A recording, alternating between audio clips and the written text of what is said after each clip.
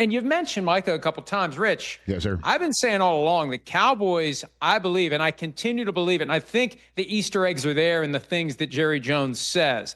I think they want to pay him $24 million this year and dare him to cite back tightness or some other malady that keeps him from playing. They're going to dare him to not play football this year, and they're going to squat on $24 million. I firmly believe that's the play that the Cowboys are trying to engineer. Why? Because they can, because it's cheaper than paying him. And look at it this way. If he's serious about being traded, and he's done nothing to indicate in the 17 days since he posted on Twitter that very lengthy and seemingly heartfelt explanation that it's time for him to move on from the Cowboys. If they are willing to trade him, what are they going to get for him now that's all that different than what they would get for him after the season?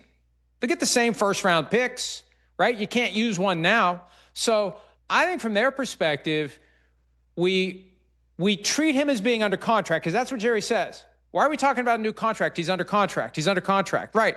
He's got the 5th-year option. He's committed to the Cowboys this year. So he has to choose, do I play football for the Cowboys or do I play this game week in and week out where I have a back injury or some other problem that keeps me from playing? They get through the season, see how much he does play, and then trade him then out from under the franchise tag. I think that's what they would like to do. I don't really want to trade him. I think they want to kick the can. You know, they only do deals when they absolutely have to. And I think because Micah showed up, if he'd held out, it's a different story. But because he showed up, I think they believe they can kick the can to next year, and I think they'd like to do it. Wow. That just doesn't compute, man. Listen, I understand what you're saying in terms of, you know, it's less cash out. But, I mean, this is a team that doesn't, you know, I mean, it's about winning it all. And to have a standoff. Is it, though? Is it? Yeah, I know that's always the question about the Cowboys. That isn't it about the Forbes number more than another trophy in the case? You know, I understand that. But at the end of the day, though, it should be about winning. And I do believe it is at the end of the day. Makes no sense to have a standoff unless there is that part of the iceberg that we don't see that's going on behind the scenes where he's a pain in the ass. And some of the coaches from last year and some of the players from previous years are like, you got to hold Micah to account. And this is Jerry doing that on their behalf. That otherwise, why are you kneecapping Eberflus in his first DC and your new HC like this? Why are you doing that over $20 million plus per year, right? They're assuming, and we're assuming he won't play. I think that they believe when push comes to shove, he will play. One of the common themes that we see in these contracts, teams will use the players' love of the game, love of the teammates, love of the hometown, love of the favorite team against them. T. Higgins' contract that he ultimately did with the Bengals, when you scratch it and look at it, it really wasn't that great of a deal given the leverage he had, but he wanted to play for the Bengals. He grew up rooting for the Bengals. I think teams will use that against a guy, and they will use, and I believe they're using Micah's love of the game against him and daring him to do this week in and week out. Will he play? Won't he play? And think of it this way, Rich, and I thought the quotes last week from Jerry Jones at the premiere of the Netflix series that drops tomorrow, I think his 365-day-a-year soap opera soliloquy, I think that is so telling as to what he's ultimately motivated by, and that is keeping the Cowboys front and center. And so if they do this, $24 million for Micah, and don't make him an offer that he'll accept before week 1, and one of the storylines every week, will Micah play? Will Micah play? That just guarantees all year long. If they weren't going to be one of the short list of teams we talk about all the time anyway, they definitely will be.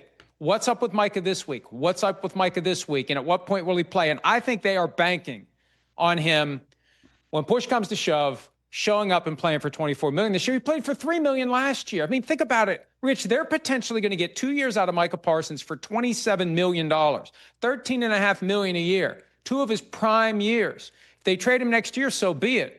But they're going to be able to say, hey, we got a great deal here. Everybody else is paying the high-end defensive players, 35, 40 million a year. We got Micah 2 years for 27. I think that's part of the calculation, along with the talk about us, talk about the Cowboys, pay attention to the Cowboys. Well, I mean, in terms of the Micah stuff, Mike, people that I talk to tell me he's just a different cat. He will hold out. Like, he will basically, he's the type of guy that will zag when everyone else is zigged back into the fold. That he's just a different guy. And he's very prideful. And in the same way that Jerry might be obstinate, like we had a handshake agreement, he'd be like, well, wait a minute. Now, I'm not apologizing for asking for my agent to come in here. And I know you feel like a handshake's a handshake, but I'm also, the only guy other than Reggie White that's had these many sacks in the first 4 years of a career. And I'm Micah friggin' Parsons. And so be it. And that's where this thing can really go down a rabbit hole right there. It just makes no sense it doesn't, it's, and I know you're a Seinfeld guy, right? Isn't that line? It's not good for anybody. You know what I mean? That's not going to be good for business. That's not going to be good for anybody. That's right. You know what I mean? That's right. That's the relevant Seinfeld line here, Mike. Right? Well, it's not a party until Mr. Marble shows up. Right. So, but Rich, and I know there's two schools of thought here, and the Micah strategy was, I'll show up and I'll be a distraction. Right? First of all, Jerry doesn't mind distractions. He welcomes distractions because it's just another reason to talk about the Cowboys. I believe Micah should have held out. The two guys in recent years, Ezekiel Elliott in 2019 and CeeDee Lamb last year, you hold out, you force midnight to come as of week 1 if you hold out. The hold in, again, they have a can that they can kick into 2026, and I think they're going to try to do it. He would have been far more likely to get the contract he's trying to get, $45 million per year, new money APY, presumably, if he had held out. But guys are less likely to hold out now. Those daily fines, although they're waivable for a guy like Micah, that money adds up. You lose if you're a guy under his 5th-year option. The fine for missing a preseason game is a game check. So it's $24 million divided by 18. That's the fine. Now, I don't know if the Cowboys are going to play hardball there, but Micah decided, I'm just going to show up. I think he would have been in a better position to get the long-term contract if he had held out the way Elliott did and the way Lamb did. Well, neither Elliott nor Lamb were, told by Jerry, you need to be a better of a leader. Although maybe Zeke was. I don't know. But that wasn't part of the Lamb conversation last year. And that was why, from what in the conversations that I've had, that the Micah showing up is him saying, you want to be a leader? I'm here leading by my presence, as opposed to being like CD last year. And I was told that was part of the handshake, one-on-one conversation that apparently, again, is still lingering today as a major sticking point in the conversations that aren't being had between Jerry and Micah's team. I was told Micah showed up because this was his way of saying, you want me to be a leader? I'm here, even though it might be better for me not to, in your respect. Mike, that's what I was. And Rich, look, I don't want to give the Cowboys too much credit because I believe that they are very short-sighted and cheap and not as smart as they think they are when it comes to dealing with these players who need and deserve and have earned contracts. But, hey, that leadership talk got him to show up. And they have a lot more leverage over him if he shows up. And they can do this $24 million for 2025 thing if they believe they can pull it off. So this goes back to a report from the Cowboys flagship radio station in April of 24 that his act was wearing thin. And I look at it this way.